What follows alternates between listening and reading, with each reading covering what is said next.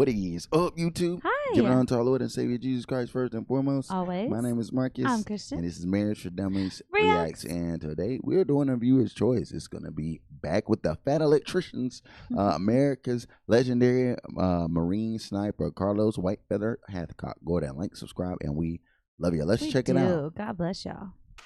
This is my 5th attempt at making this video in the past 2 years. Portions of this story have been told and retold across books, newspaper articles, and the internet for decades. And with every retelling, more and more doubt gets cast upon this story's validity because the events seem that unbelievable. And because of that, I felt that it was very important to not only be able to tell this story in its entirety, but to be able to prove that it was not only plausible, but probable along the way. That being said, I've been waiting 2 years to say this next part. Today we're talking about the greatest sniper of all time, ladies and gentlemen, Carlos Norman Hathcock II, or as the North Vietnamese Army and the Viet Cong came to call him, Long Tang, aka Whitefeather. Wait, we gotta get the sponsorship in, then we can have the rest of the story uninterrupted. This video is brought to you by Wallen. Okay, look, here's the deal. They've sponsored the channel before. You guys already know it's a minimalist wallet that you can stick in your front pocket. That way you're not having this gigantic Gutenberg Bible-sized dad wallet sitting in your back pocket. So why am I bringing this up again? Well, because one, they're paying me. I'm just gonna be honest with you. And two, there's never been a better time to upgrade your wallet because right now through September 13th, they're having their summer sweepstakes where they're gonna be giving away a grand prize of the winner's choice of either a gold-plated Cybertruck, $100,000 in cash, or $140,000 Hennessy Velociraptor. Now, I'm not allowed to tell you which one I would pick, but I can tell you I'm not taking the cash, and I definitely am not going with the one that reminds me of Lara Croft's personality. Don't you think you've seen enough? For every dollar you spend over at Ridge, you're going to get one entry regardless of the product, but some products are even worth more than that because if you buy the Cyber or the Hennessy model stuff, those are worth 4 times as many entries. And best of all, there's even a way to get entered for free, so go check that out. I'm going to have a link in the description and the pinned comment down below. Let's get back to the video. January 20th, 1942, Carlos Hathcock Jr. is born in Little Rock, Arkansas. Fast forward to early 1946, Carlos is approximately 3 years old, and his father has just returned home from fighting in World War II. And with him, Carlos Hathcock Sr. brought home a gift for his adorable baby boy, a German Mauser, which, if you don't know, is the primary infantry weapon of the Nazis in World War II. Apparently, he had tactically acquired it after its previous owner had died suddenly. Yep, that's exactly what happened. So, you know, presumably, after rolling up and just seeing the rifle laying on the ground, he did what any American would do. He picked it up, he kind of admired it, and was like, huh, this would make a great gift for my toddler. So he plugged the barrel, he made it inoperable, at least, and then brought it back home and gave it to his kid. So now Dad's home, and we've got young 3-year-old Carlos Hathcock running around in the woods outside of Little Rock, Arkansas with a de-weaponized German Mauser, pretending that he's fighting Nazis and the Imperial Japanese, just like Dad. Fast forward again to when Carlos is 7 years old and he sees his first John Wayne movie where John Wayne is portraying a United States Marine. At this moment, Carlos Hathcock decides that he's going to be a Marine too. Everything else in life, school, chores, all of it is just biding time until he turns 17 years old. He can get his parents' permission to go and join the Marine Corps. 1 year after that, Carlos's father re-enters the military to go fight in the Korean War, and the family is moved to Missouri, then they're moved to Tennessee. The father goes off, he fights, he comes back home, but when he comes back home, both of his parents they've always kind of had a drinking problem, but their drinking gets significantly worse, and so does their relationship. The next major formative event in Carlos's life is at his 10th birthday when he is given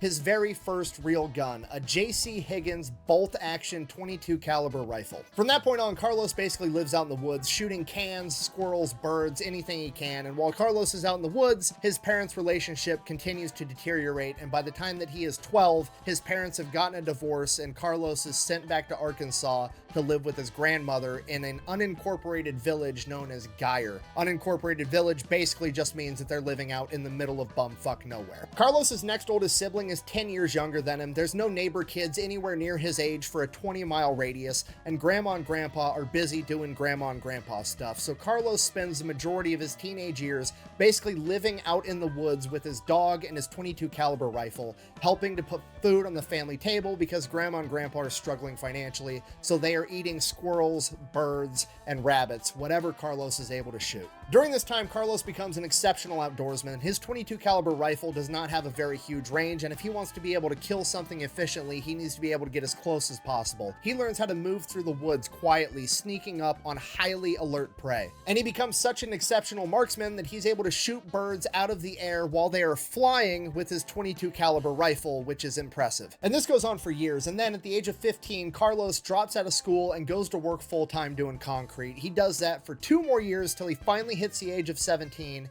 He then gets consent from his guardian to go and join the Marine Corps. So in 1959, at the age of 17, Carlos Hathcock goes off to training to become a Marine, and he absolutely crushes it. I mean, how could he not? He's been doing full-time manual labor for a couple of years, and the 10 years prior to that, he's basically been living in the woods by himself, learning how to become an expert marksman. Despite being the best shot out of any new recruit available, he continues to hone this skill. They have a mandatory amount of time and qualifications they have to meet in marksmanship. However, Carlos Hathcock also spends all of his free time out at the range, continuing to work on this skill when nobody else does. He doesn't just want to be a good shot, he wants to be the best shot, and he wants to be able to do it from every single position the Marine Corps utilizes at the time. They do standing, prone, sitting, kneeling, and they have the infamous squat position at this point in time, also commonly referred to as the rice paddy prone, and Carlos practices all of them and masters all of them. It is at this point that Hathcock begins to develop what he calls his bubble, which is essentially his aura of concentration around taking a shot, where nothing in the world gets any attention other than his target and his crosshairs.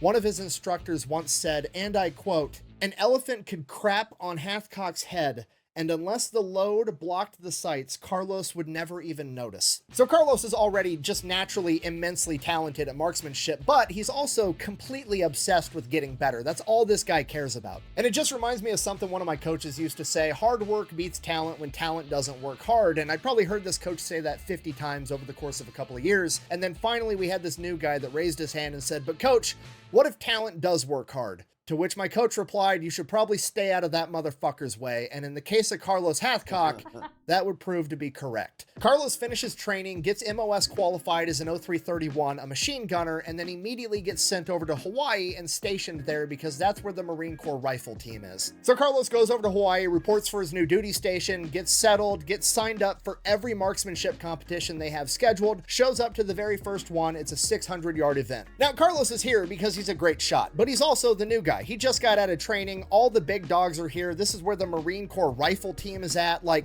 he's not expected to do well in these competitions at all. He is the newbie that they need to take under their wing and train, and he's the next generation of shooter, and this is going to be his first competition just to get his feet wet, is what everybody thinks is going to happen, and then Carlos wins the entire fucking thing. Pretty much immediately after winning this competition, he is given an official spot on the Marine Corps rifle team, meaning that this is more or less his full-time job now. Like, yes, he's a machine gunner, but his day-to-day job is going to be going and improving his marksmanship to be able to show off how great the marksmanship in the Marine Corps is, which is great for Carlos. It's basically his dream job, and on top of that, it's 1960. It's a time of peace. There's no prospects for war on the horizon, and there's really nothing else for a machine gunner to be doing, so the rifle team is a great spot for him. Carlos spends the next 2 years there, continuing to hone his skills, winning all kinds of competitions, and one of the people that he meets there that's also on the rifle team is a lieutenant by the name of Jim Land. And Jim Land has this dream that he wants to bring back sniper school and make it a permanent fixture in the United States Marine Corps. Yeah, so if you don't know, in 1960, there's no snipers in the US military. That's not a thing. Most people don't even know what that is or have ever even heard of it. Now, I can't speak for other countries, but in America, there always appears to be this desire from the higher-ups in the chain of command to try to get rid of the scout snipers altogether, right? We had scout snipers during World War II. Right after World War II, they got rid of the school, got rid of the job, didn't exist anymore. Korean War broke out. Bring them back. Korean War ends. Get rid of them. And in my opinion, this is due to the simple fact that the role of the scout sniper both terrifies and makes the chain of command look dumb all at the same time. Because in modern times, how are all the high-ranking generals that are going to conveniently have a nice, cushy, multi-million-dollar-a-year job at a DoD contractor going to be able to justify using an $800,000 Hellfire missile to take out one bad guy when they've got some fucking 20-year-old corn-fed kid from Omaha named Lance Corporal Smith that's willing to crawl on his belly for 3 days and shoot that same guy in the face from 500 yards away with a bullet that costs 68 complete sense. So the first thing the Scout Snipers have going against them is that they're just too efficient, right? I mean, it's hard to make billions and billions of dollars off of warfare when you've got these guys out there unaliving people off the dollar menu.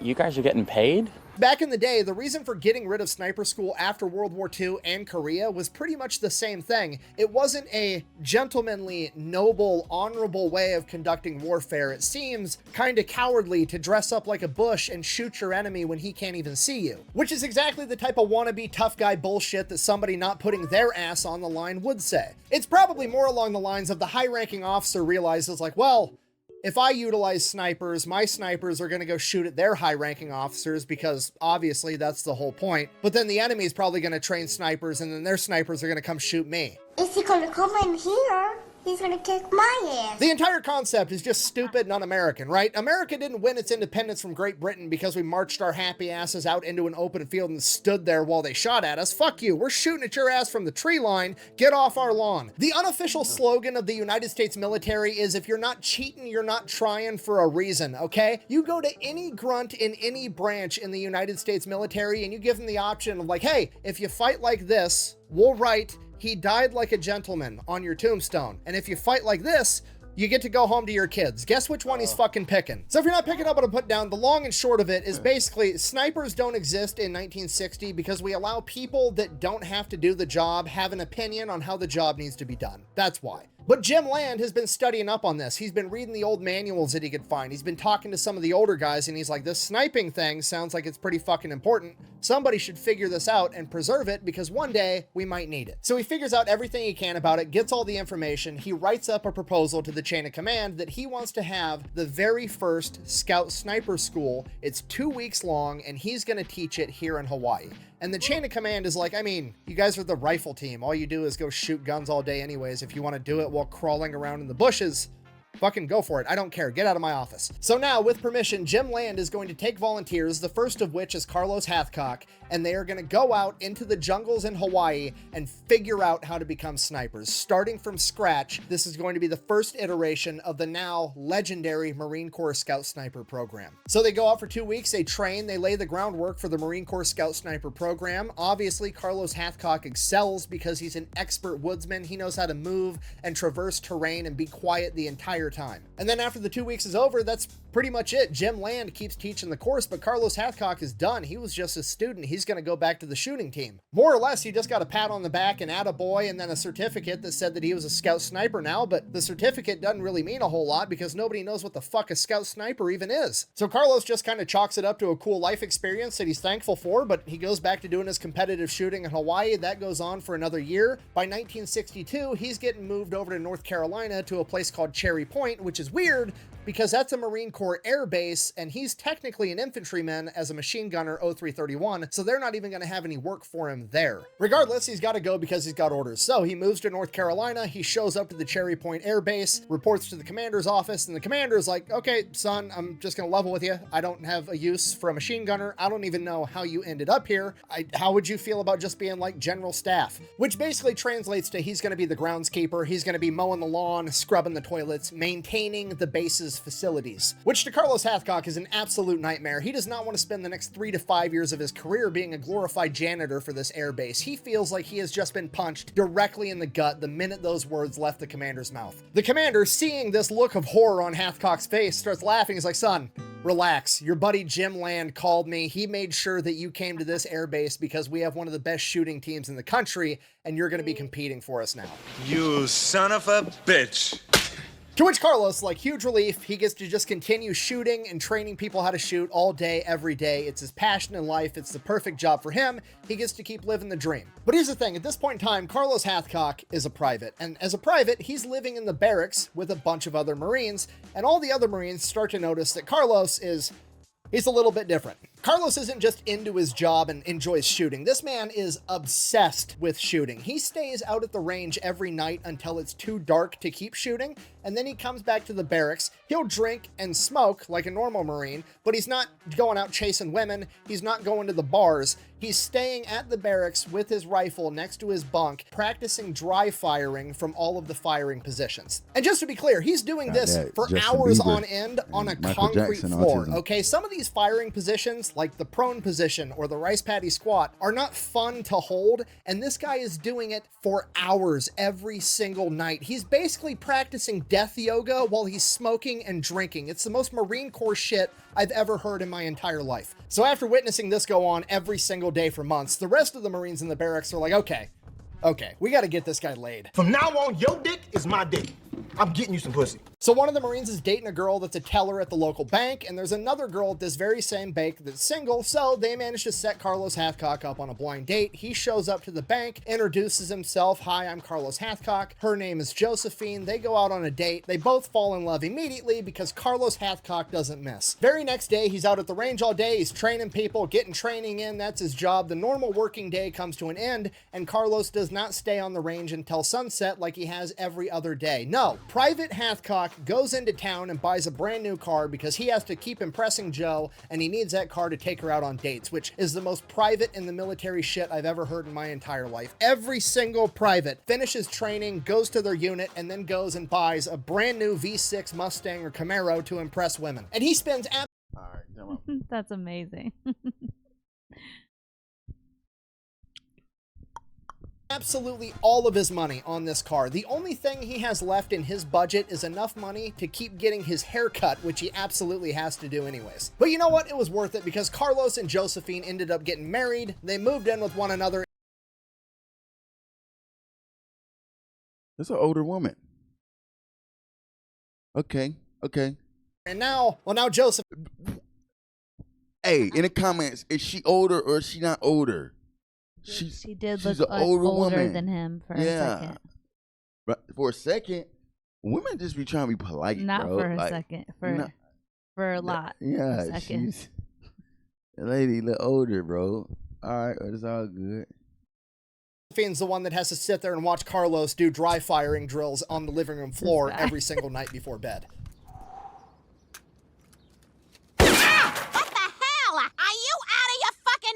Relax, Lois. I was aiming for the mailbox. I'm just trying to make a point. Good morning, Lois. And this goes on for years. In 1962, he ends up setting a record for the Marine Corps long range A course, scoring 248 out of 250 possible shots, a record that to this day has never been broken. In the fall of 1965, he would win silver in a national match competition, which is a huge deal. He would also be recognized as a distinguished marksman, which is essentially being granted the rank of Jedi as far as competition shooting goes. And then, that very same year, he would win the Wimbledon Cup.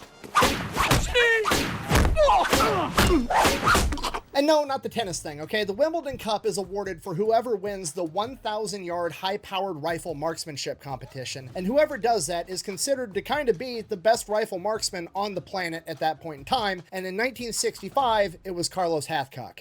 Wow. A couple of months later, Carlos Hathcock, the best marksman on the planet, is on his way to Vietnam, so naturally, the Marine Corps makes him guard the front gate to a base. No, I'm not kidding you. Okay, because you gotta remember, nobody understands what a sniper is at this point in time. Jim Land just created the course for it 4 years prior, and none of the tactics have been battle tested. So presumably, there's like maybe a couple hundred Marines that have passed the Scout Sniper course running around in the entire Marine Corps. Nobody understands what a sniper is. Nobody understands how to utilize them, when to use them, and what they're doing. So when they're trying to figure out where to send Hathcock over in Vietnam, all they see is that he's an 0331 machine gunner that has not been attached to an infantry unit and has not been training with a machine gun for the past 5 years, so they don't feel comfortable sending him into combat, so they just have him guard the front gate. I mean, I guess to be fair, it's probably the safest front gate in Vietnam. No bad guys getting within 1,000 yards of it. And this goes on for the first 4 months that Carlos is in Vietnam, him being assigned as an MP guarding the front gate to a base. Carlos Hathcock absolutely hates it the entire time. But then Jim Land gets deployed to Vietnam, and he has permission to round up a bunch of other scout snipers that have already went through his program over the course of the last 5 years, and he gets to pull them aside into their own scout sniper platoon, where they get to experiment, test, and refine all the methods that he has been teaching for the last 5 years. And obviously, the first person on his list to grab up is his very first star pupil and gate guard, Carlos Hathcock. Thank you!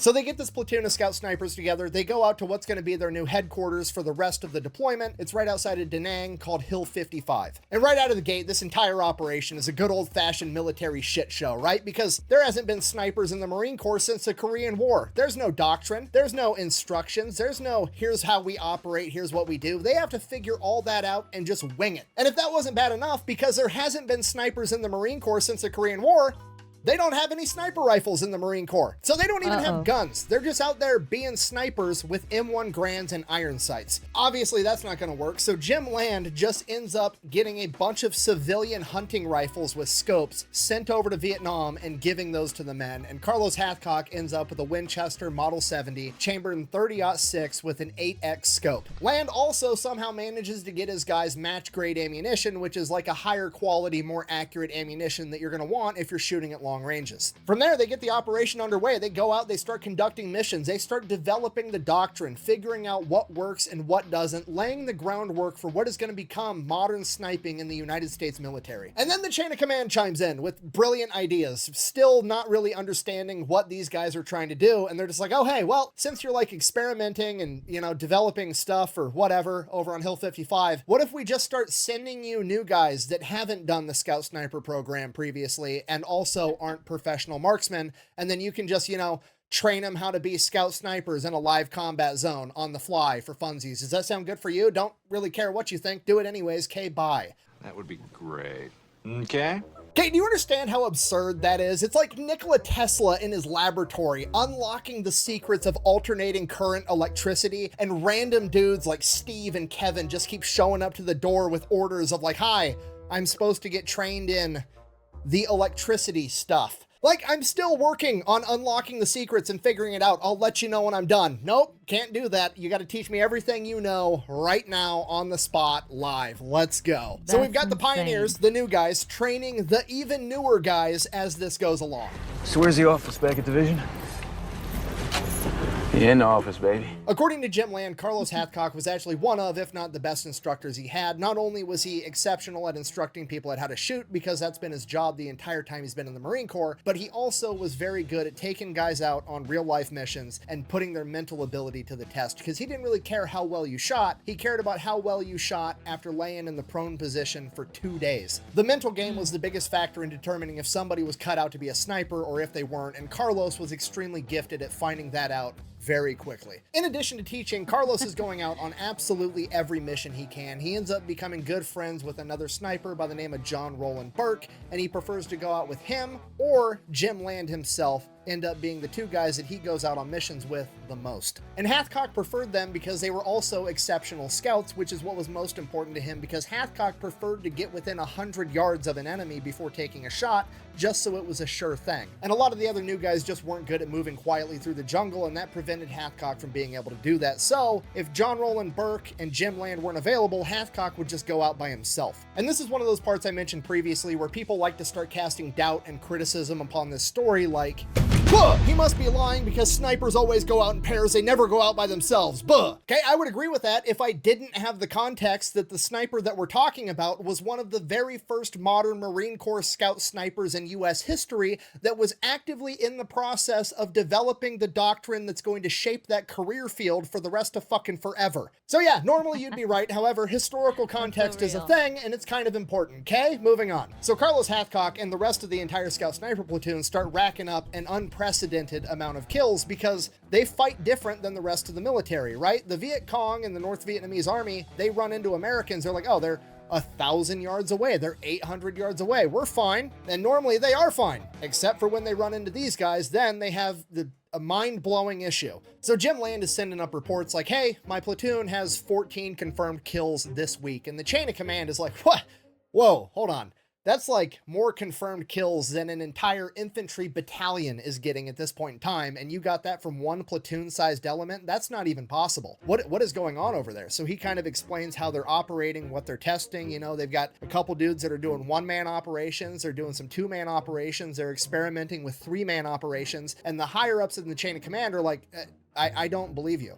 you know, these 2 or 3 or 1 guys could just be lying and having a gentleman's agreement to pad their stats. I'm not going to trust this. The only way that we're going to recognize confirmed kills from this unit is if a commanding officer themselves witnesses it, which is absolutely an insane criteria, right? Especially with how a sniper operates, because now the only way that you're going to be able to get a confirmed kill is if Jim Land or another officer goes out on a mission with you, or if you're up on the hill performing Overwatch duty and there's an officer also performing Overwatch duty with you, which actually ends up being how most of these guys got their confirmed kills, and all the kills they got when they went out on missions didn't actually count. Because obviously they weren't always able to take an officer out on a sniper mission with them, so those kills were never able to be confirmed and weren't counted. So it's kind of a silly standard, but Carlos didn't care at all. He didn't care about the stats, he didn't care about the glory. Even later in life, when he was asked in interviews how many kills he thought he had, he genuinely had no idea. He could estimate a rough range, and that was about it. Hathcock didn't take pride in killing the enemy. He took pride in the fact that he was the one being put in the dangerous situations in the first place,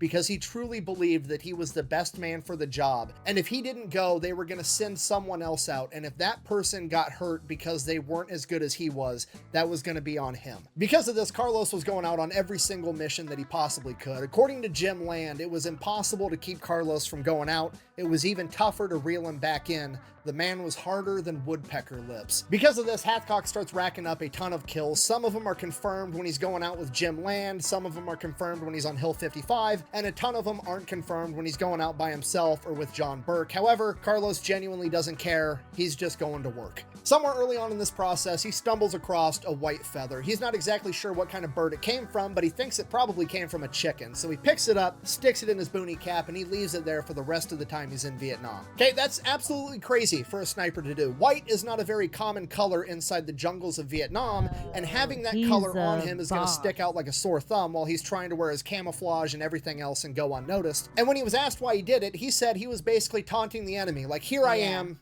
come get me. He was rubbing it in their face that he was the best, and he knew it. Now, on one hand, I feel like this seems incredibly reckless and uncharacteristically arrogant for him, but on the other hand, I think he did it on purpose, and it lines up with his code of ethics perfectly. I think he did this on purpose to protect the guy that went out with him, whether that was Jim Land or John Burke or anybody else, because he got them in the situation where he took them out on this incredibly dangerous mission that he volunteered for because he was the best. And I think he felt that if another enemy sniper or an enemy spotted them first, that feather would mean that they saw him first and shot him and gave his partner a chance to get away. I think the single quality that separates a boy from a man is when you make somebody else's well-being your personal responsibility. Carlos Hathcock wasn't just a man, he was the man, because he made absolutely everyone's well-being his personal responsibility. As time passes and Carlos continues to rack up more and more kills, the enemy becomes more and more aware that there's a hotshot sniper out there always wearing a white feather, and they start calling him Long Tang or White Feather. And as Carlos's reputation grows both with the enemy, the scout sniper platoon, and his chain of command, so does his experience. And with that experience, he starts to develop his doctrine, his standards, his operating procedures, and how he does things. He now realizes that he for sure operates best in a pair, and his number one right-hand man is John Burke, that he wants out there with him on every single mission possible. He also figures out that the best way to go out onto a mission is not to be inserted by helicopter with his pair, but to link up 2-year-olds. Okay.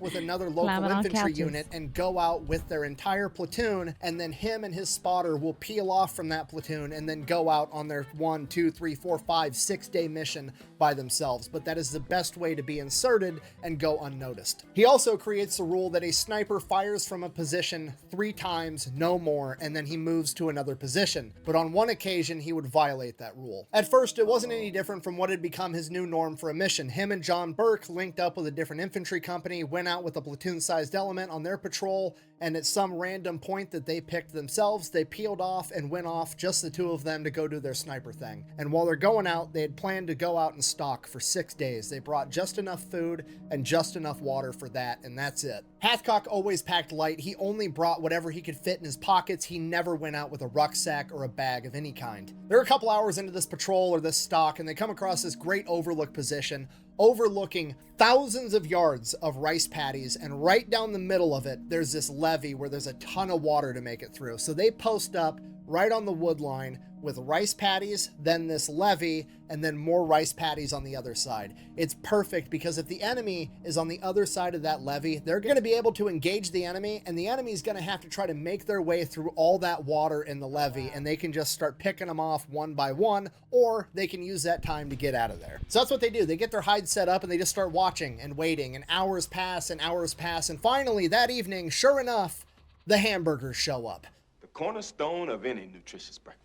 Yeah, that's what Carlos Hathcock calls the enemy. According to him, there was only actually one enemy in Vietnam that he was fighting, and his name was Homer Hamburger. I have no fucking idea why, but I thought it was funny. So, 150 Homer Hamburgers come dilly-dallying through the rice paddies. These guys are like 1,000 yards away on the other side of the levee, but they're coming towards them. So, they keep letting them come closer, come closer, come closer, and right as they're about to get up on the levee, they can really start seeing them. They're about 500 to 600 yards away, which is perfect distance for Carlos to basically have 100% accuracy. I mean, he's the best shot at 1,000 yards in the world. 500 yards for him is a walk in the park. Granted, nothing's actually for sure. It's never 100%. It's definitely not fish in a barrel, but it is quite literally Homer Hamburgers and a rice paddy, which is close enough. So as this entire company comes up to this levee, Hathcock whispers over to John Burke with his M14, hey, you're going to take out the officer in the front, I'm going to take out the officer in the back. So that's what they do. They both fire, they both take out their officer that they were aiming for. I'll fire first.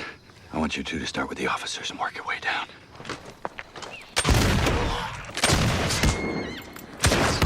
So now there's like 147 Homer Hamburgers looking around like, oh shit, what do we do? And the third and final officer takes off running. Believe it or not, it's pretty hard to run in a rice paddy, and you can't run very fast, but he also didn't have to run very far, so at least on the bright side, he didn't die tired. So at this point, Carlos is shot twice, John Burke is shot once. That's 3 shots from one location. They got to bounce. But for some reason, Carlos is like, hold on, let's wait a second. Because as he's watching this like 147 dudes, they're just standing there. They don't know what to do. They just All right, time out.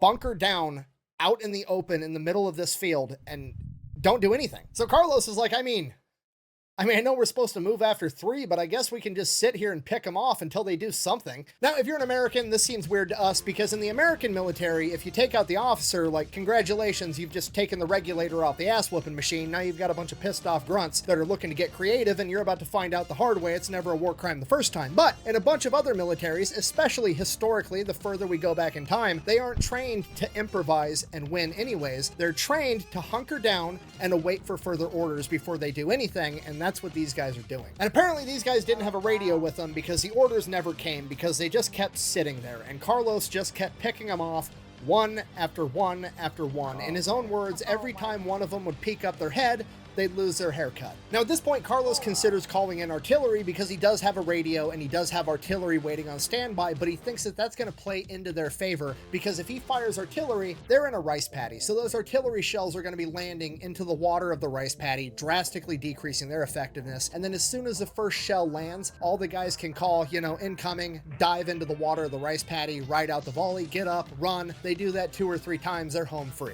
So he's just going to keep them pinned down, and he does it all day long until nightfall. So when the sun goes down, Carlos finally calls in for artillery, but it's not normal artillery. He calls in for star clusters and just lights up the sky over this rice paddy so that he can see what's going on and keep them pinned down all night long. Once it became apparent that they understood that they were going to be pinned down all night long, Carlos and John Burke took this opportunity to move to a different location. Next morning, first light, the Hamburgers have mustered up the courage and come up with a plan that they are going to try to directly assault Carlos Hathcock, or at least his general direction, by running through a levee and about 500 to 600 yards of rice paddies, and surely some of them will make it there. Yeah, that plan didn't last very long. They decided that was a horrible plan right around the time Carlos and John had to reload. Edit it so like they hunker that. back down pretty much in the same exact spot, not knowing what to do. They just start like randomly firing at where they think Carlos and John are from 600 yards away with their AK-47s. So it's not very effective fire, even if they were shooting where Carlos and John were, but they're not because they're shooting at their old spot that they had yesterday. From here, Carlos just goes back to keeping them pinned down, just playing whack-a-homer. Every time one pops up, they lose their haircut. They know that they can't move, and they're stuck there. And Carlos is perfectly content with just letting them sit there and bake in the sun all day long, because the more dehydrated and tired they get, the less likely it's going to be that they're going to get away. He has basically turned this into his very own miniature war of attrition. Night comes. Wow. They light up the sky again all night long, keeps them pinned down. The next day, same exact thing happens, keeps them pinned down. Night comes again, light it up all night long. Every day these guys are baking in the sun, and every night John Burke is radioing back to the artillery, getting them more and more dialed in. And this goes on for 5 days straight. And by the end of the 5th day, Carlos and John are about out of water. They're completely out of food. They're both tired. They haven't slept much. Carlos figures these guys are as tired as they're absolutely going to get. They're not going to be able to run very fast through this rice paddy. They're definitely not making it through that levee to get me in time if I try to slip away. And on top of that, the artillery boys should have this pretty well dialed in. So he calls in artillery, and they level the entire rice paddy as him and John make their way back to Hill 55.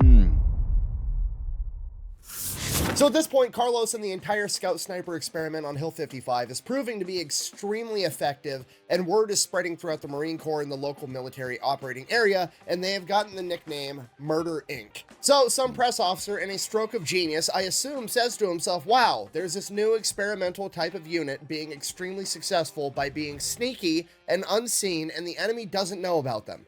I should write a newspaper article about them to let everybody back home know how effective these guys are. So now Jim Land, Carlos, and the rest of Hill 55 are all pissed off. You know, nothing a sniper enjoys more than when you shine a fucking spotlight on them. Mainly, Ho Chi Minh puts a bounty on both Jim Land and Carlos Hathcock's head and sends his very best sniper to go collect those bounties, a guy by the name of Cobra. But Carlos doesn't know that for sure. That's just the word on the street, until one day there's a young Marine staff sergeant passing by Carlos's tent, and he stops to have a conversation with somebody right by the door of Carlos's tent, and he gets shot by an enemy sniper. Carlos runs out of the tent, sees what happened. He immediately puts together this enemy sniper's probably been watching him for days, and he knew that that was Carlos's tent, and he saw that that NCO was about the same size, same build as him. The enemy sniper thought that he'd just killed Whitefeather. And Carlos Hathcock is absolutely furious. He grabs his rifle, he grabs John Burke, and they head off in the direction that that shot came from, looking for this enemy sniper. They're proceeding with caution, looking for an enemy sniper, stalking their way up there the entire time, so it takes a long time, but they finally work their way down over to the next hill and start working their way up, and they end up finding this sniper's hide. As they're climbing this hill, it started to level out a little bit, and then it dipped back down into this tiny little creek waterway, and then it started going right back up. The creek wasn't even visible unless you were literally right on top of it. It was the perfect spot for a sniper to be. And the little tiny creek was perfect to slip down into and make a perfect, clean, covered getaway and go completely unnoticed. So Carlos goes, you know, that's exactly what I would do. So he starts following this waterway to see where it leads, and they're following it, and they're following it, and sure enough, they come up, and on the other side of this little waterway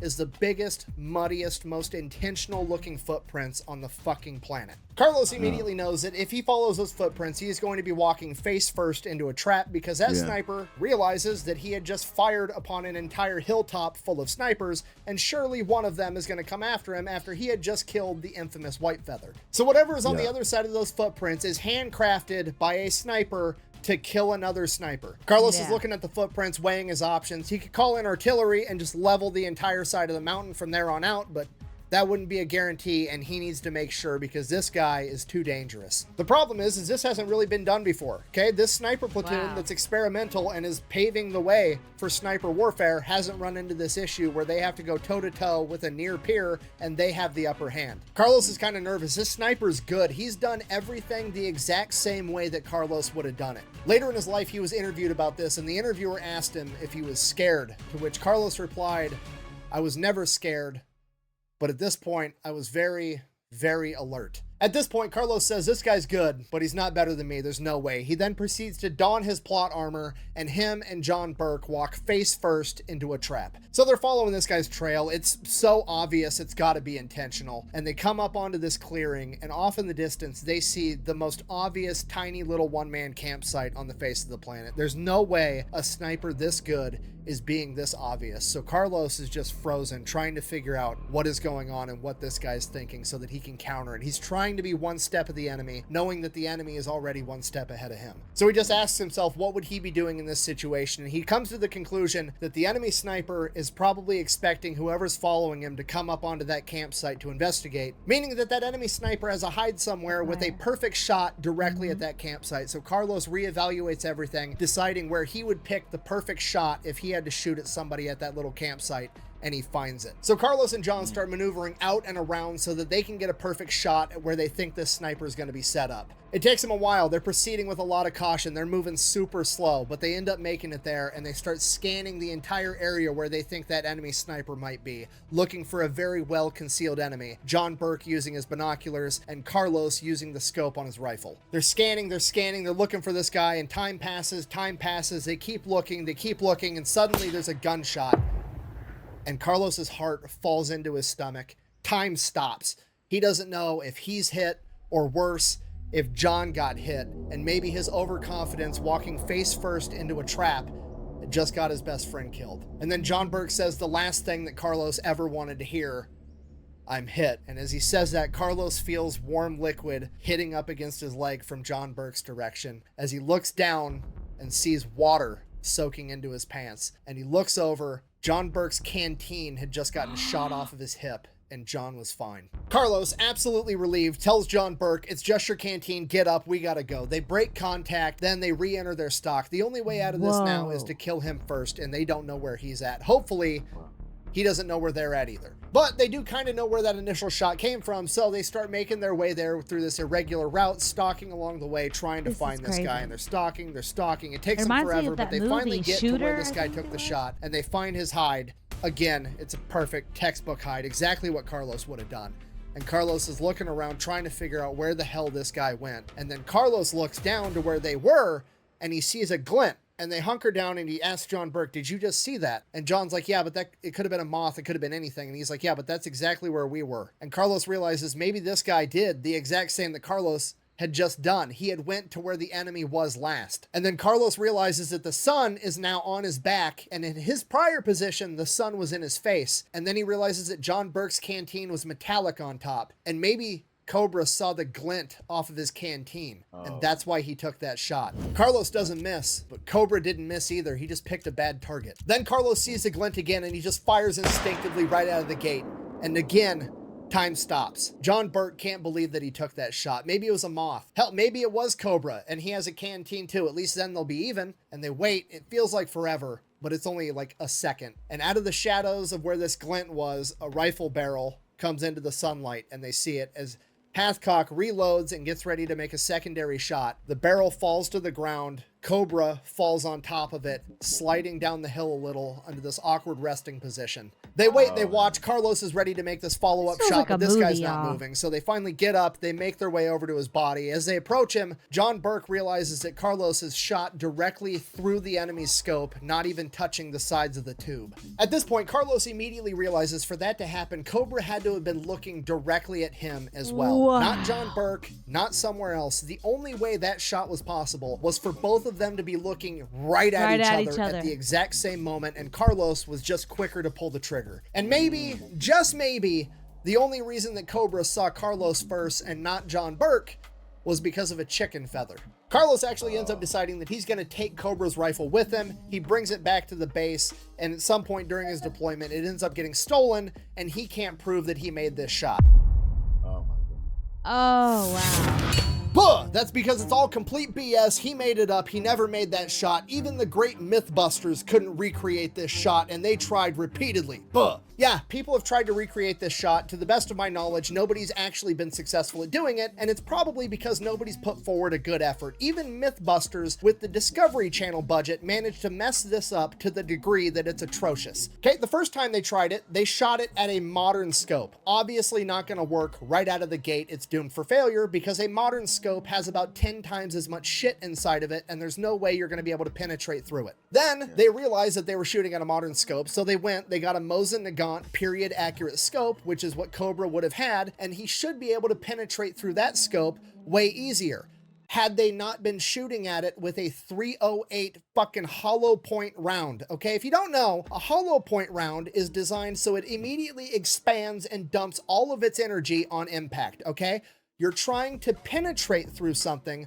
Why would you fire a round designed to expand and dump its energy? If I wanted to stab a motherfucker at a skating rink, do you think I'd have better success with an icicle or a snowball? Then after that, they're like, oh, well, you know what? We should actually try shooting at it with a 30-06 round, which is exactly what Hathcock would have been shooting. But the only gun that we can afford that's chambered in 30-06 on our Discovery Channel budget is some old M1 Grand, and we're also not going to put Full Metal Jacket regular plain old 30-06 rounds in it. We're going to use an armor-piercing round, so it's obviously going to work, and it's also going to cast doubt on the entire thing because there's a 0% chance that a sniper in Vietnam had access to armor-piercing ammunition. Okay, all you have to do to recreate this shot the right way so we can know for sure if this is even possible is get a Winchester Model 70, get a 30-06 Full Metal Jacket round, and get a 3X Mosin Nagant scope and shoot it through the scope and see what happens. And to the best of my knowledge,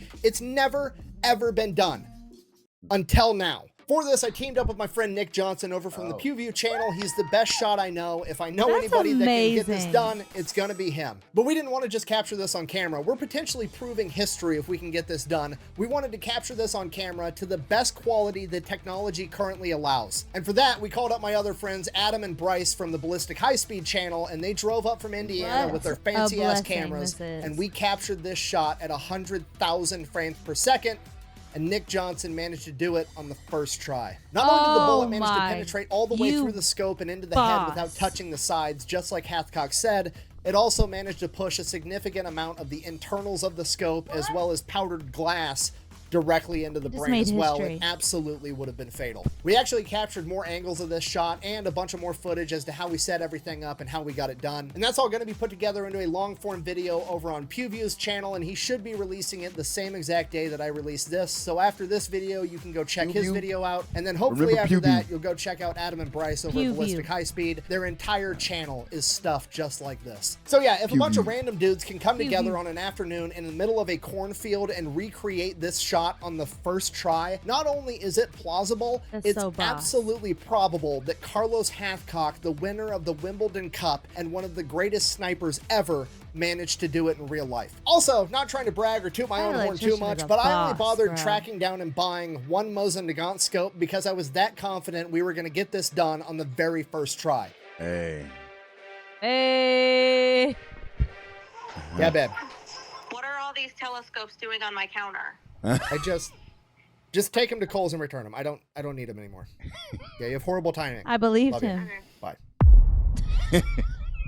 So for Carlos's next adventure, it's not really an adventure. He ends up getting stuck on Hill 55 doing a bunch of Overwatch duty. Basically, he's up on top of Hill 55, which is kind of right by the Ho Chi Minh Trail. If enemies walk by, he shoots at them. The problem is, by this point, Hill 55 has been occupied by snipers for months, and the Viet Cong have kind of figured out that that particular hill is a little bit spicier than the other ones, and they can put accurate fire out a lot further than most other hills could. So they just stay extra far away from it, which, you know, to be fair, brilliant plan. That's exactly what I would do. So Overwatch duty, kind of boring. Carlos Hathcock is just kind of sitting up there. He can see these bad guys way off in the distance, right? They're on the Ho Chi Minh Trail. They're smuggling stuff. They're doing recon on the hill, whatever they're up to. He just doesn't have a gun that's both accurate and powerful enough to reach out there and do something about it. So then one day, a couple of CBs show up and they're building something for Hill 55, and Carlos goes over to the CBs because, I mean, let's face it, the CBs can build just about anything with virtually nothing. And he's like, hey, I need you guys to build me a mount for an M250 cal so I can just pop the scope off of my Winchester,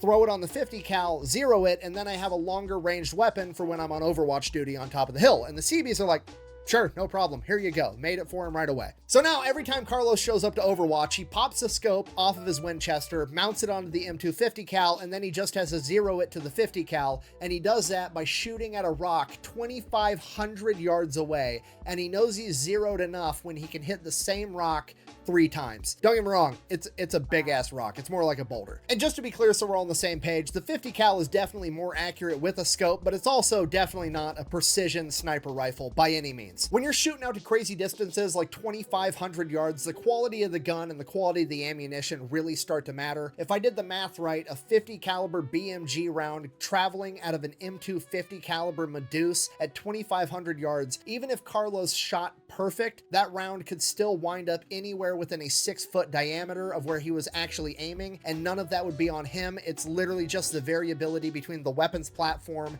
and the ammunition. Obviously, Carlos Hathcock knows this, but it's still going to be a lot of fun because he was just sitting up there bored, unable to do anything, and now he's at least going to be able to scare the shit out of people. So that's what happens. Every time Carlos shows up for Overwatch duty, he pops the scope off of his Winchester, mounts it onto the M250 caliber, and then he zeroes it on a boulder 2,500 yards away just to get it as close as humanly possible. Then one day on Overwatch duty, Hathcock's just scanning the perimeter, doing his normal thing, and he stops cold in his tracks. He's like, there's no way this is happening.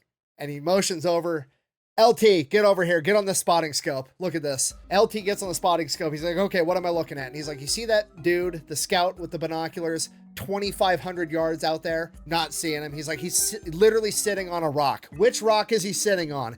The one with all the bullet marks on it that I use to zero this gun every day is the rock that he's sitting on. The misfortune of this man is palpable. The LT sees him and is like, holy shit. Carlos Hathcock fires. Okay, here's the thing with this. Shooting an M250 cal at 2,500 yards, if I did this math right, that's going to take like 2.8 seconds for that round to get there, okay? That's almost 3 whole Mississippi. 3 Mississippi after firing a round is like 3 minutes in the bedroom. It's basically an eternity. As they're watching in their scopes, the milliseconds are going by like hours. And this dude way out there on the rock apparently got done looking at whatever he was looking at and goes to stand up. At this point, Carlos is like, I missed. There's no way I'm gonna hit this. And as soon as he stands up completely, he catches this round directly in the head. Deep center field. Wow. Pilar racing back, getting to the wall. He jumps and he makes the catch.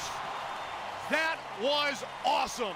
And this is all right. Oh, shit. That is just crazy. Like, yeah. Gotta be one of my favorites. Me too. Actually the world record for the longest distance confirmed kill in combat from 1967 until it was broken in 2002. It took almost 40 years of technological advancement and a sniper shooting an actual big-ass hopped-up modern-day sniper rifle, and he only beat Carlos Hathcock's record by 30 yards. Now, to be completely fair, as I've kind of already explained, there was a fair amount of luck involved in him actually landing this shot, and he is the first person to actually admit that in his interviews. However, getting lucky is also kind of a skill, and Carlos Hathcock just doesn't miss. And if he hadn't stood up, I'd went over his head. That's real. As luck would have it, he stood up. He caught that chunk of lead.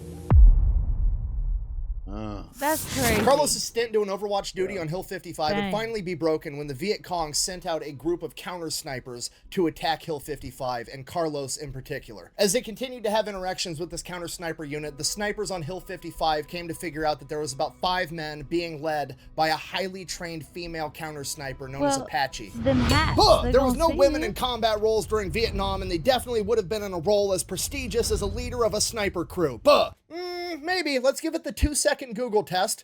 Women in Viet Cong. Several million Vietnamese women served in the military and in the militias during the war, both for the North and the South of Vietnam. So women absolutely did find their way into combat during the Vietnam War. Now, that doesn't necessarily mean that they were a highly trained sniper, so let's examine that more closely. The Vietnam War is essentially America versus guerrilla fighters known as the Viet Cong, and the Viet Cong are being backed by the NVA, the North Vietnamese Army, and the North Vietnamese Army is being backed by the USSR. So since the USSR is advising them, training them, and supplying them, the question becomes, would the USSR ever consider training and utilizing female snipers? Not only would they, they're literally the most famous people on the planet for doing it. In 1942, the USSR started a female-only sniper school because they believed that females excelled at the job of being a sniper. They believed that women were exceptionally good at this because people always underestimate women and don't see them as a threat. They were easier to conceal because they had smaller stature. They exhibited a greater pain tolerance. They were more patient. efficient box. and they were easier to teach because they didn't have as big of an ego. And you know what? There's a solid argument they were right, because a lot of the women that came out of that program ended up being some of the most successful snipers in human history. Literally, the Lady of Death, Ludmila Pavlichenko, who has 309 confirmed kills, came out of this program. And there's a ton more that have kill counts in the 2 and even 3-digit range. Probably thinking, what? This is crazy. Sorry, I'm getting sidetracked. Apache and her crew decide that the best way to try to take out the snipers on Hill 55 is to go around to the local villages, capturing South Vietnamese that they believe are aiding the Americans on Hill 55. And they capture them, and then at night, they get them within earshot of the hill and torture them to death so that the Marines can hear their screams at night. And this is going on every night for like 2 weeks straight. The Marines are pissed. They're distraught. They don't know what to do because they know it's a trap. Okay, she has her whole crew set up with sniper positions, trained on her, and if they go in and find her and track her down, they're going to be walking face first into a trap. There's literally nothing they can do because she only comes out and does this at night. And they never know where she's going to be doing it because she does it in a different spot every single night. The only thing the Marines can do is go out the next morning, find the remains of her latest victim, and clean that up. And one day, Carlos is on the detail to go out and collect those remains and get everything taken care of. But today, it wasn't a North Vietnamese soldier or somebody helping out the Americans. It was a Marine. Seeing the remains of this young Marine that's been tortured to death, Carlos has never been so mad in his entire life. He goes back to Hill 55, gets his shit, gets ready, goes to Jim Land, tells him, I'm gonna go kill this bitch. To which Jim Land says, I'm coming with you, and they go out together. So Carlos Hathcock and Jim Land set out to stalk Apache. They have no idea where she's gonna be next, but they do know where she's been most recently and the sites she hasn't been to for a while. So they go to one of the sites she's about due to visit and set up a hide. They're there all day, just scanning everywhere with the scope of their rifle and with their spotting scope. They're taking turns back and forth on who's on the rifle, who's on the spotting scope, because being in the prone firing position is absolutely exhausting. Carlos has just been in the prone for about an hour, and he goes to hand the rifle to Jim, and right as he hands the rifle to him, they both have a hand on it. Apache and 3 of her snipers appear off in the distance. Both Carlos and Jim tense up, not wanting to let go of the rifle because both of them want to take this shot because it's personal. This little tug of war ends up alerting Apache, and she disappears and the shot's gone. Both Jim Land and Carlos Hathcock are embarrassed. Now Apache knows they're out there hunting her, but that's what she's wanted all along, so they know that she's gonna come and try to outsnipe them. So they're gonna remove to a different hide where they're gonna have a look at their current hide and the area around it and try to spot her when she comes for them. So they go, they get their new hide set up, and they're waiting all day. They're scanning and they're waiting, and somewhere along the line, Jim Land calls into the artillery guys and gets them set up with the exact coordinates of this entire area. That way, if they do show up, he's at least gonna cover this place with artillery shells and try to take him out that way. And they keep waiting all day long, and then right at dusk, as the sun is about to go down completely, they see 5 shadowy figures off in the distance of the wood line sneaking around. But they're not sure it's them yet, so they just continue to watch, and then this crew starts stalking around, going around the old location where Hathcock and Land were. So this has to be them. So they're waiting for a good shot, and then one of the figures steps off to the side and squats down to do something. Maybe they're tying their shoe, maybe they gotta check the map, something. But Jim Land takes this opportunity to radio in and start dropping artillery on that location. The first artillery shell lands literally seconds later. These Marines had this dialed in so close already. And as the first shell lands, that shadowy figure is still squatting down,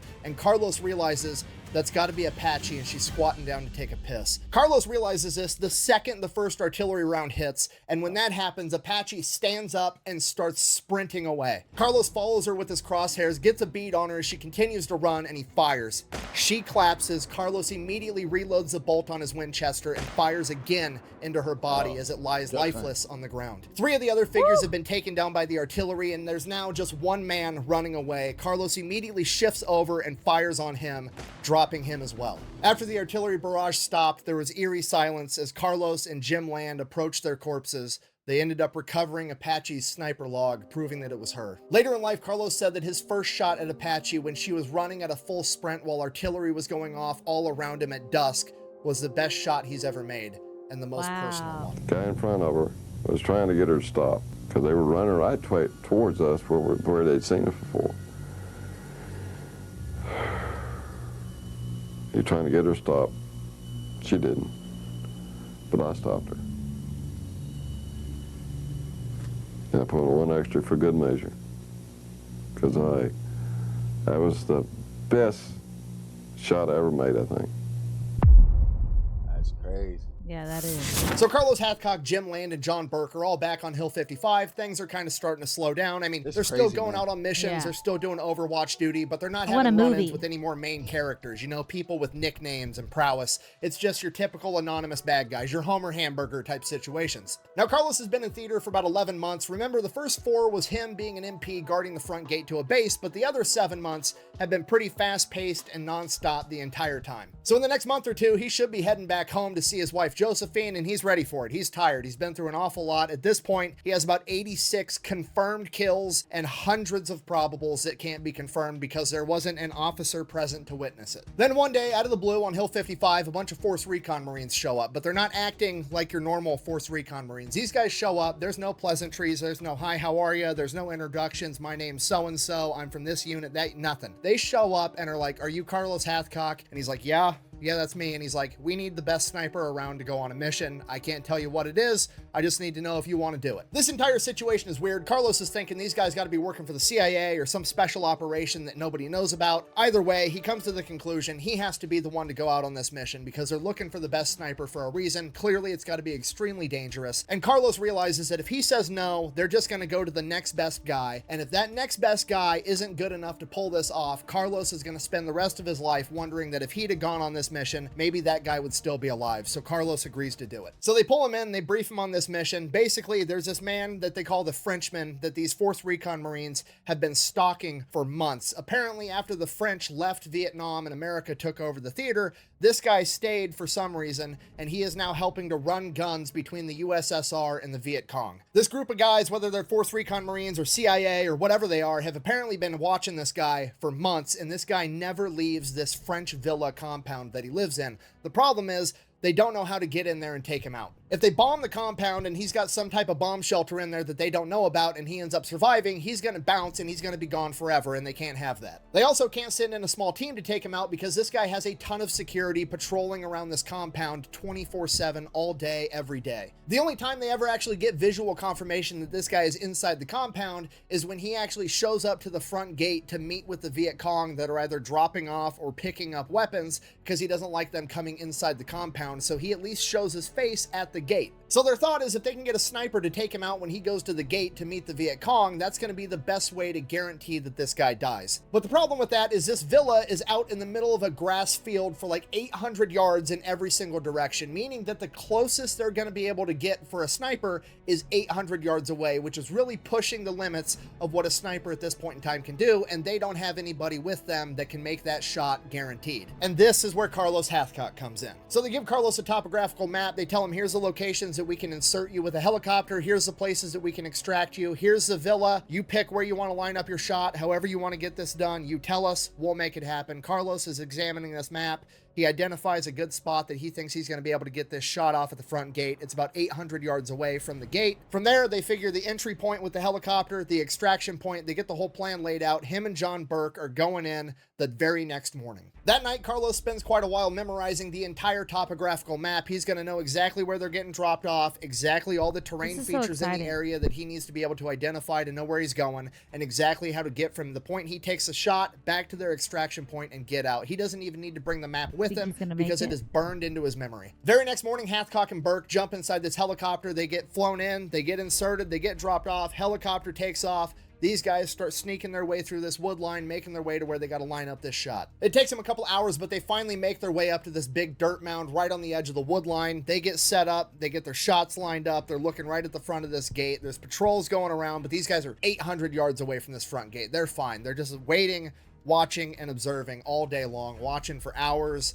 and hours and hours. Sure enough, a convoy of cars comes rolling up the road towards this gate. They stop at the gate, a bunch of dudes get out, it's the Viet Cong, and they're waiting at the gate, and sure enough, this massive French guy comes walking out in a white button-up shirt. This dude's well over 6 feet tall. At this point, Carlos is thinking, you know, this is an 800-yard shot. We're really pushing the limits of when I can guarantee I'm going to hit, but this guy's doing everything he can to make it easy for me, wearing that nice white button-up shirt. He literally looks like a silhouette paper target that he's used to shooting back home at the range. Not only that, but because he's so tall, he is head and shoulders above all these Viet Cong guys, and as soon as he stops walking around and stops to talk at the guy in charge, Carlos lines up his shot, takes it, and just folds the guy in half. One shot, one kill. Hathcock and Burke slide down the reverse side of the mound and start making their way back to the extraction point.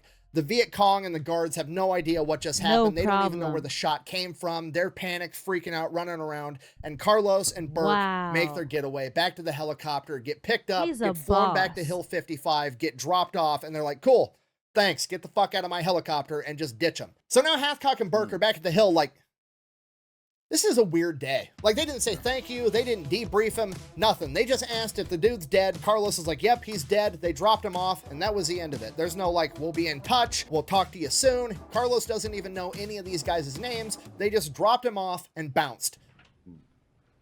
What the hell just happened? Now, Carlos doesn't know this at the time, and honestly, he may have never found out because the government didn't even admit that this existed until the late 1990s, but everything about this sounds like MACV-SOG. If you don't know, at this point in time during Vietnam, America has this ultra-secret special forces group known as MACV-SOG, and it is comprised of the very best Army Green Berets, Navy SEALs, and Force Recon Marines available, and their job is to covertly go into neutral territories like Cambodia and Laos because the North Vietnamese army is using these neutral countries to smuggle supplies all the way down deep into South Vietnam. So they are going into Cambodia and Laos as well in small man teams trying to stop them. Now, to be completely fair and intellectually honest, I can't prove this, but everything adds up, and I think that Carlos Hathcock just got picked up by some MACV-SOG guys, flown into either Laos or Cambodia without him even knowing, conducted a covert operation inside of a neutral country to help stop the supply chain of supplies getting funneled into South Vietnam to help the Viet Cong. The time period, location, and mission set lines up exactly with what MACV-SOG was doing at the time, and this would explain why they were so secretive and didn't tell Carlos what exactly he was doing or where he was doing it. Back home on Hill 55, some time passes and everything's just regular. It's normal. Wake up, go to battle with Homer Hamburger, go to bed, repeat. This goes on for about a month, and then, sure enough, the Recon Marines / CIA / MACV-SOG, whatever the fuck these guys are, they show back up again asking for Carlos Hathcock. Pretty much the same exact thing happens. No pleasantries, no hi, how are yous, no introductions, doesn't know anybody's name, just, hey, we got a dangerous mission. You're the best man for the job. Do you want it or not? And at this point, Carlos Hathcock is 3 weeks away from going home to his wife, Josephine. Absolutely nobody would blame him if he did not want to go out on this top secret, extremely dangerous mission with this weird special forces group that nobody knows who they are. But again, Carlos knows that if he doesn't accept this mission, they're just going to go to the next guy, and that guy isn't as good as Carlos Hathcock, and he just can't live with that. Carlos accepts the mission. Okay, they take him in, they brief him on what's going on. It's basically the exact same mission as when he killed the Frenchman, except now it's even harder. This time it's an NVA general. He's living inside of this French villa that's kind of tucked up right by the wood line overlooking this enormous grass field. And the dudes briefing Carlos are like, this field is like 2,000 yards long. There's no terrain features to get the high ground. There's nowhere to even get a shot close. So obviously you're going to have to shoot from the wood line. The problem with that is they're patrolling around this compound 24/7 all day and night, and they're using dogs. So even if you can get close enough to take the shot, they're going to start looking for you and hunting you down with dogs after the fact, and then you're really going to have a problem. You're probably not going to make it out of this. Carlos is immediately like, I'm not taking the shot from that wood line. I'm taking the shot from that grass field. And the advisors are like, what? What are you talking about? To which Carlos is like, that's the last place they'd expect it to come from, so that's where it has to come from. I want you guys to drop me off way over here on the other end of the map. I'll go through these woods, and then I'm gonna low crawl for 3 days, moving 1 foot an hour until I can clear 1,200 yards to get within 800 yards of this villa, and then I'm gonna take the shot and hopefully sneak away. To which the advisors are like, I mean, sounds crazy to me, but you're the expert. We came to you for a reason. If that's how you want to do it, really go ahead and get it done. Go ahead and grab your boy John Burke. You guys get ready. You're going out first thing in the morning. At which point Carlos informs him he's going out alone on this one. It's too dangerous, and moving that far through that grass field, he needs to be as small as physically possible. So Carlos goes back to his tent, grabs everything he needs. He grabs 1 canteen of water, a little bit of food, his rifle, and his Colt 1911 for a backup weapon. And for the first time since he found it, he leaves the white feather there because he doesn't have anybody else there with him to protect, and he wants every advantage he can get. From there he goes, gets in the helicopter, they fly him there, insert him exactly where he wanted to be, drop him off right at dusk. He maneuvers through the wood line, gets to this field by nighttime, and starts low crawling all night long. And there's still patrols all night long. They're going around with spotlights, walking around, but Carlos only brought one canteen of water because he wanted one canteen on one hip, and he's not just gonna crawl belly down this entire time. He's going to crawl on his side to leave as small of a trail as possible. Carlos is making himself so small and he's moving so slowly under the cover of night that they would literally have to step right on top of him to be able to find him. And according to Carlos, they almost did on several occasions. They got within arm's reach. Fortunately for Carlos, every time the patrols got close, he could hear them goofing off or not taking this job very seriously because he knew that they knew nobody in their right mind would ever try to attack that villa from this enormous field that's being covered by patrols. They'd be coming from that other wood line. So the enemy's guard is down and they're not being very diligent, which is exactly what Carlos wanted. At this point, he starts getting a little bit more confidence that he's actually going to pull this off. Carlos crawls all night long. He makes it 500 yards in. And then as the sun comes up, his strategy is to just lay there, not moving. Try to sleep the best of his ability while still being alert. And he just doesn't want to move at all. It's too risky in daylight. So that's what he does. He lays there motionless all day long. When the patrols go by and he knows he can get away with it, he'll take a sip of water. Maybe he tries to eat a tiny bit of food.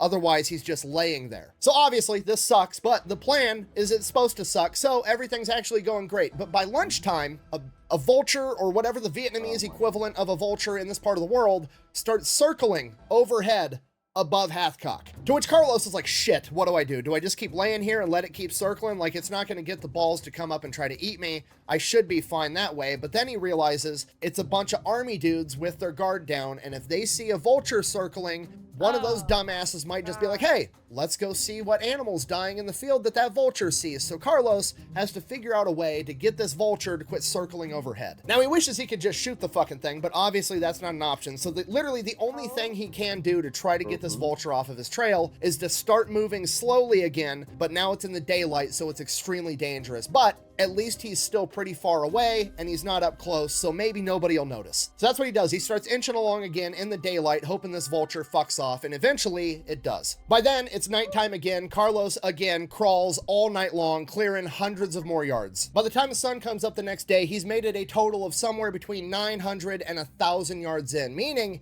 he only needs to go 300 to 200 more before he can finally get that 800-yard shot. Luckily, there's no vultures circling overhead today. Unfortunately, he is now being eaten alive by fire ants. In addition to that, he's out of water, he's out of food, he's dehydrated, he's hungry, and he's just laying in this field dressed like a bush, getting baked alive by the sun while fire ants are trying to eat him. And this is the hardest part of the entire mission, the mental game, the suffering of knowing that he's 1,100 yards at most away from his target, and he's taken shots that far before and landed them. He knows that in theory, he could take this shot right now and it could all be over and he could just go back home and get some water, some food, and get these fucking fire ants off of him. At that distance, he could make it, but he can't guarantee it. So he lays there and just continues to suffer the entire day until that night when he advances forward another 300 to 400 yards. Somewhere between 700 and 800 yards away, he finds this tiny little elevation, this little itty bitty hump of dirt that doesn't even appear on topographical maps. It's so small. And he gets on top of it, and this is going to be where he takes his shot from. The next day, he's watching with his scope, trying to figure out who the general is and get ready to take this shot. And after a while, he starts to figure out a lot of these guys keep going back to the same person, and that same guy keeps pointing, and then these dudes keep going and doing whatever he's pointing at. So clearly, that's got to be the man in charge. That's the general.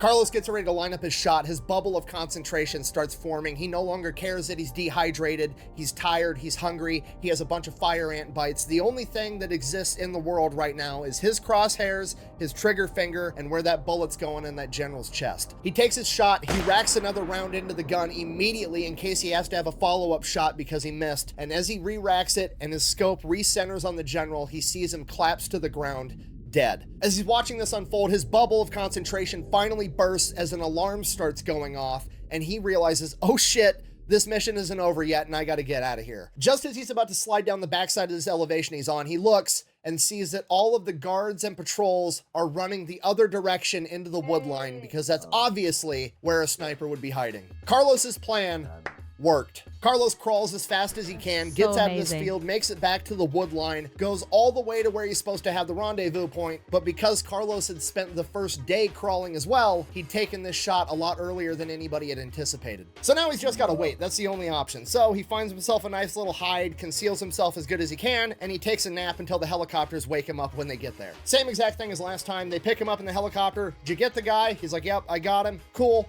Thanks, I guess. Take him back to Hill 55K. Get the fuck out of my helicopter. Still doesn't even know who these guys are.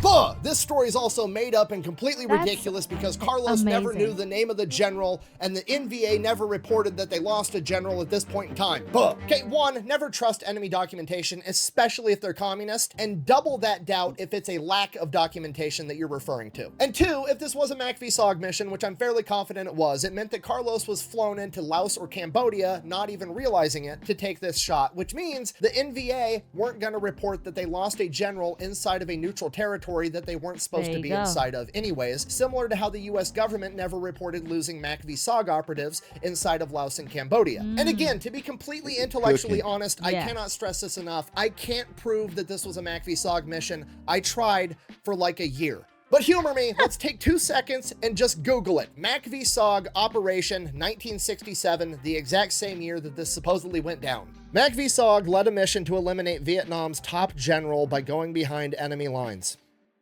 That's suspicious.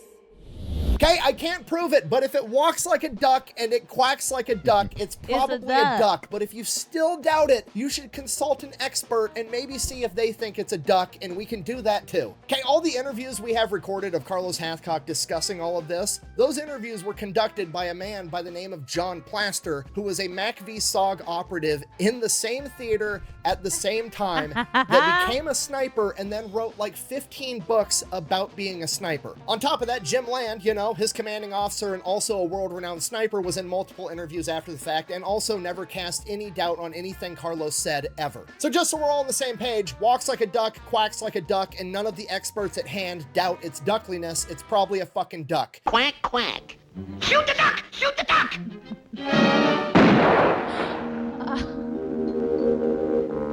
I'm sorry, I'm getting sidetracked and angry. Anyways, so Carlos is back at Hill 55. Basically, at this point, he's got a couple more days of duty, and then it's time for him to pack his shit up and go back home to America. He's home for about a year, and then he gets sent back to Vietnam again in 1969. Now, over the last couple of years, and in part due to Carlos Hathcock himself, being a scout sniper has become much more well-known and much more respected. Because of that, the Marine Corps is actually starting to get scout sniper equipment, and Carlos isn't going to have to do his second deployment with a civilian hunting rifle. He gets issued a Remington 700, chambered in .308, racks up a couple more confirmed kills, bringing his total to 93 confirmed by that ridiculous confirmation criteria, with somewhere between 300 and 400 probables. Then one day he gets ready to go out on a mission, does his favorite strategy of linking up with an infantry unit, and then as they move along, at some point he's going to peel off and go do his own thing. And on this particular occasion, he hops inside of an Amtrak because they were mechanized. They're going along, it's an ordinary day, they're bullshitting inside the Amtrak, you know, just doing what guys do, and then all of a sudden, the Amtrak drove over a mine and blew up, and the entire thing is now going up in flames. Carlos is literally on fire, and the other 7 Marines are worse off than him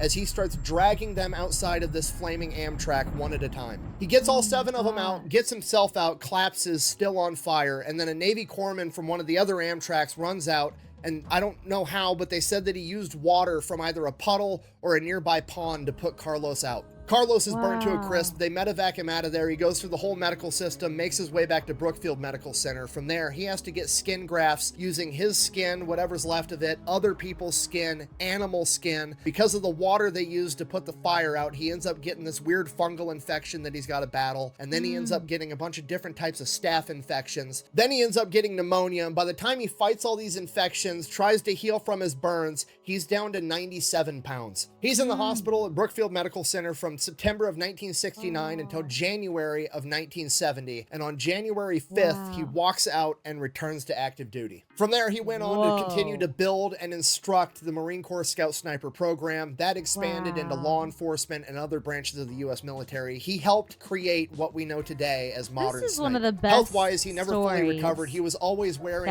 white cotton undergarments, a long-sleeve shirt, and long-sleeve pants because his grafted skin was so sensitive that the military uniform would actually chafe it and cause it to bleed. Despite that, he still continued to train the next generation of snipers until in 1975 when he was diagnosed with multiple sclerosis. And again, despite that, he managed to hang on for 4 more years of active duty, continuing to be an instructor. After his retirement in 1979, he became a contractor consulting for the U.S. military and law enforcement agencies for sniping, obviously. He also, at this point in time, picked up a new hobby of going shark fishing because he's Carlos Hathcock, that's why. Then in the 1980s, somebody writes a book about him called Marine Sniper, 93 Confirmed Kills. This book is incredibly popular. Carlos goes from being a legend inside of the Marine Corps and the US military to being probably the most famous and well-known sniper in the world. And at this point, people start asking questions like, well, why doesn't this guy have like a bunch of high-ranking medals or the Medal of Honor? Like, why? He seems like he's been underappreciated for what he's done. So Jim Land, his commanding officer, and a bunch of other people came out of the woodwork to testify to these award committees that Carlos should be getting the Medal of Honor for all the incredible things that he's done. The problem is he was in an experimental unit and they were busy. Nobody was trying to get awards at the time. They were trying to do a job, so there wasn't a ton of documentation. And the other issue, in my opinion, he may or may not have been unknowingly doing operations for Mac v. SOG, which at this point in time is still super top secret and the government hasn't admitted even exists yet. And you see this a lot from people from that era not getting the awards that they actually earned because they were a place that the government said they weren't when they earned that award. You have war heroes like Roy Benavidez who earned the Medal of Honor and didn't get it until 15 years after the fact because he was in Cambodia on a Mac v. SOG operation when it happened. So this award appeals process gets drug out for years, and by 1996, Carlos Hathcock is diagnosed with Parkinson's in combination to his burns, in combination to his MS.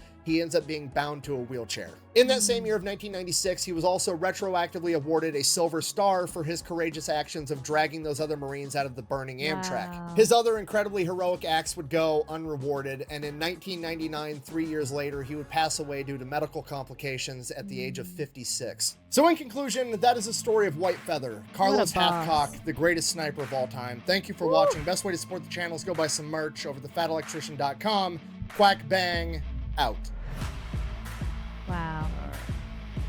All right, for every item purchased out of my merch store for the month of August 2024, you're automatically going to get 1 entry to win this custom Steelhead Outdoors locking cabinet. It's pretty awesome. You can put guns, whatever else you wanted inside of it. Inside's pretty dope too, as you can see. What's wrong with him? This guy is so crazy.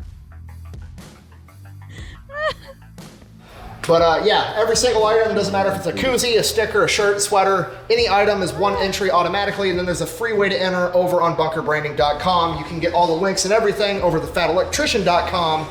Quack bang out. Would you like to be remembered? But a pork roast.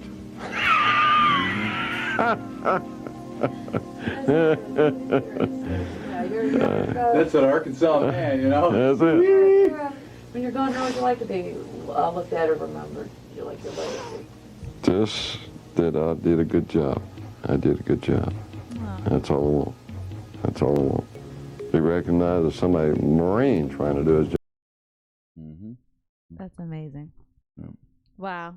What an awesome story. Seriously. That is definitely one of my top favorite stories. Yeah. What a story. What a guy. Yeah. It was awesome. It really was. And that electrician, this is why we love you, dude. Like everything that you did, you proved history. Like what? Like what are you on, dude? But we love it so much. We're here for it. But God bless you guys. We love you, and we'll see you in the next one. Yeah.